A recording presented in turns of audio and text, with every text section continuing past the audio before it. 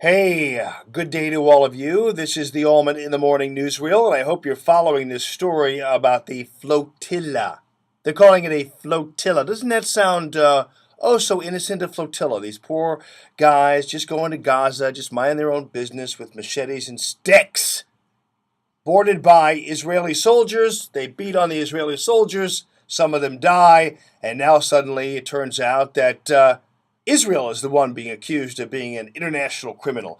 Israel is the one accused of being too aggressive. Now, how will the Obama administration respond to this? Well, it turns out that so far, it seems that Hillary, who is Secretary of State, and when the UN issued a resolution, she backed the condemnation of the events leading up to the actual confrontation. So, don't know who she's really blaming there. I'm going to give her the benefit of the doubt and assume they're actually blaming the people who should be blamed, and that is the people who are carrying the weapons and trying to move them to Gaza. But we'll talk more with Pam Geller on tomorrow's show. She's from Atlas Shrugs and has some story behind the story on that. Also, with the BP deal, honestly, looking at the pictures of the shoreline and the animals, I mean, I'm telling you what, there's not much sympathy to go around for the BP executives. I mean, if at all. I mean, even people who are certainly conservative minded and pro business and on down the line and everything else are getting kind of sick of the incompetence of these guys.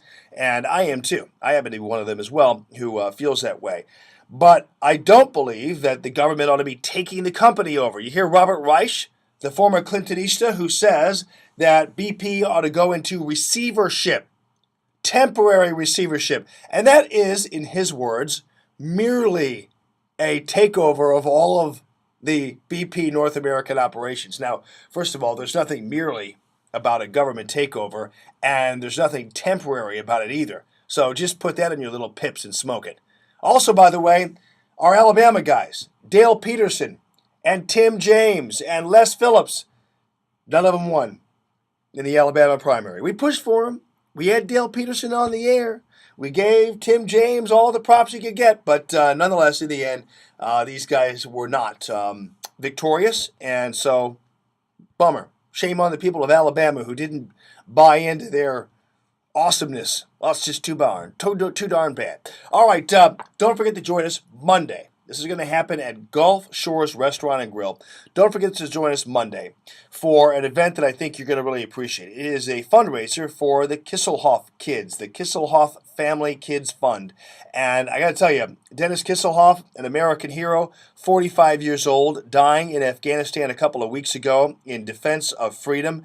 Leaves two children behind. Their mother passed away a couple of years ago, so they are essentially orphaned. They're living with the grandparents, and we're going to do everything we can to raise some funds for the kids, Alex and Serena, and also give them some fun activities. I know Rabowski's already donating some Cardinals tickets. We've got Novak Jewelers. They have donated a pendant and a necklace that we're going to be able to raffle off and make some money for the kids.